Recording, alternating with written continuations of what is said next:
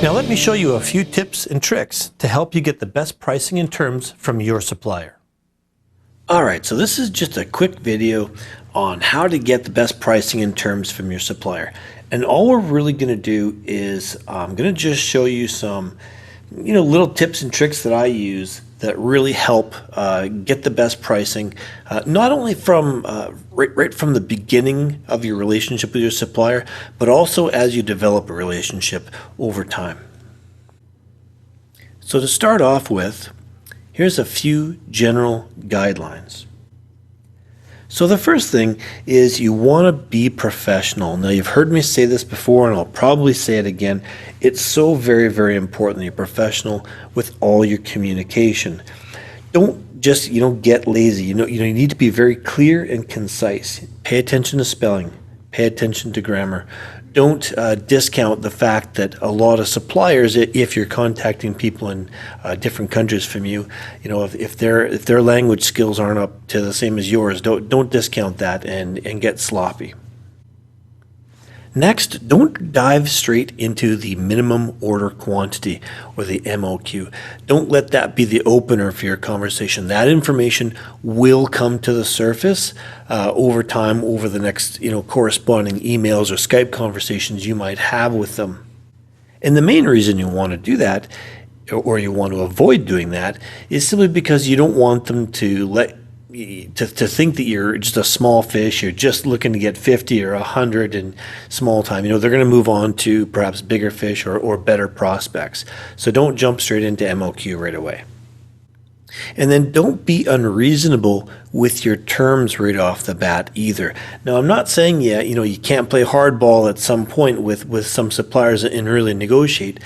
But what I'm saying is if you've got two suppliers and one's got an MOQ of 5,000, another one's got an MOQ of 100, and you want to get 50 items, for example, if you're starting with the guy with 5,000 MOQ, you've got a long ways to negotiate. And they're probably not going to pay too much attention to you if you're really cutting it down. So try to be a bit more reasonable on things like MOQ, things like price. Don't go straight for the throat right away. Try and be a little bit more flexible. And understand that flexibility typically will pay off as you establish yourself and you prove that you're a great customer and they prove to you that they're a great supplier. Those things are always negotiable over time. And then finally, you want to establish your price tiers right away. And what that does is, first of all, it lets them know, or your supplier know, that you're not focused on the MOQ, you're not focused on the absolute minimum amount, and you're thinking ahead. You're thinking ahead to where your price breaks are. You want to know that information. I mean, that's good information to have anyways, but just from an initial impression that you can give to your supplier, you're thinking big and you're not just going to piddle around and waste their time. Now, a really effective technique is to create a first order as a test order, or to speak about your first order as being a test order. Now, you can mention something like this in your initial contact with a supplier or in a follow-up with a supplier. But it actually does a couple of really great things. First of all, it allows you to potentially get a much smaller order up front. If you say you're creating a test order because you want to test the market with a new product or something, that's really powerful, and it allows you to get that smaller upfront order. But on the other hand, it's just really a smart thing to do anyways, because if you think about it, no matter where you're at when you're a business and you're a year down the road and maybe you've got multiple products going, you're not going to just jump into a brand new product and just order 10,000 of them and throw them in some packaging and shoot them off to Amazon most likely. You're probably going to want to test the market. You're going to want to test your packaging. Who knows, there could be a defect with that item. Nobody's just going to go out there sight unseen and just order a boatload of them and hope for the best. I mean, I certainly hope you're not doing it. So it's a great idea anyways. And if you can get your supplier to agree on your first order to make it a test order so you can test your market and then allude to some larger orders in behind, it's just a fantastic way to get started. Now, there's a couple of variations on this that I'd like to chat about. So one of the other things you can do with this sort of test order strategy play is you can get a low upfront test order, or you can potentially get or negotiate for a low upfront test order with an agreement in place for the next order.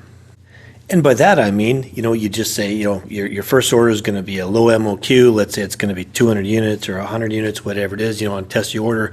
But you agree that next order will be 500 or 250 or 1,000 or whatever number range you're playing in. So the next thing you might potentially be able to do is agree to a certain order size, but to have the manufacturing of that product spread out over a certain time period. So you and the supplier might be able to come to an agreement. Let's say they're not willing to go lower than 1,000. You only want 200 to start. You can say, look, I'll take the 1,000 pricing, and you draw up some type of an agreement where they make the rest of those units over a certain period of time, like over the next 6 months or 3 months or whatever's appropriate for your situation. Or similarly, you could potentially agree to a particular order size, have the manufacturers store it, and sometimes they can do that for you, then ship it out in portions over time. Now, something else I want you to recognize here is this doesn't necessarily have to be for your first order. I mean, you might be dealing with a supplier for 3 months or 6 months or a year, and also enact some of these types of agreements to really help you out. So, for example, in this last example, let's say their minimum order quantity, or not even their minimum order quantity, let's just say their price tier, they've got a big price break at 5,000 units, and you've built yourself up, and now you're ordering 1,000 at a time, for example. If that next price break is a big one, you might be able to say, hey, you know what, I'm going to agree to that. I'm going to pay for that up front and get that big price break, and then just ship it out in portions to keep a bit more cash flow, so you don't have to put all the money up for shipping right away. So these are just some of the kind of ideas you can play with. Some of them are more appropriate right up front. Others, you can basically enact at any time that can really help you out and come to some better pricing terms with your supplier. So something I just want to add in is creating that first email to contact your supplier. Now, I know if you're anything like me, you're kind of nervous when you're first doing it. You don't really know what to say. You're not sure what the response is going to be. But don't worry about it. It doesn't have to be anything too detailed or too crazy. It's really quite a simple email you can do.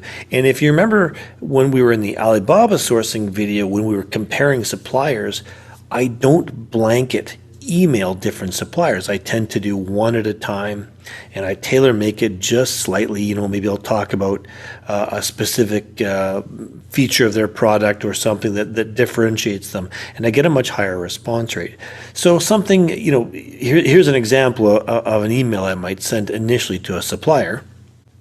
So you might say something like, hello, my name is Shane Oglow, and I'm contacting you on behalf of my company. We're currently looking to expand our product range, and we're interested in your spatula sets. And then here's where you could possibly mention some detail about the product you're looking at that might differentiate itself from other products. The length of the handle, colors, those types of things. It can be really anything, or better if it's something you're actually interested in knowing. You could then go on to say something like, this is a new market for us, and we like the opportunity to put this product through a customer test phase before aggressively expanding. We require an order of 200 units to complete this test. We look forward to hearing back from you at your earliest convenience. Thank you, and your name.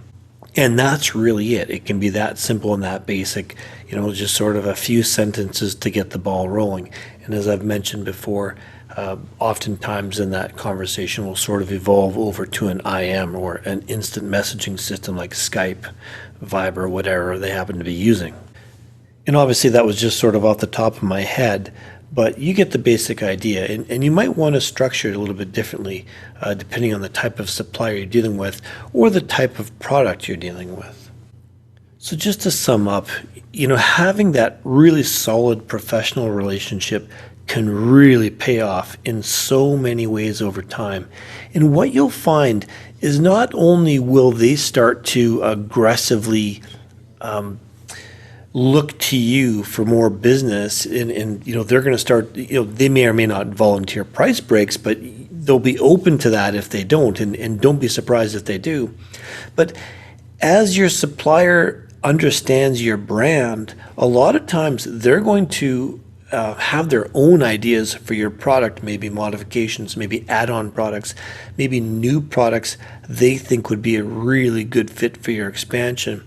And I know plenty of sellers on Amazon who have really great relationships with their suppliers, where they're visiting their factory all the time, whether it's US based or Chinese based, where they fly back and forth. And it really is a partnership. And I think if you view it from that point at the very beginning, it's, you're going to develop a partnership. I think you can have a really long and fruitful relationship.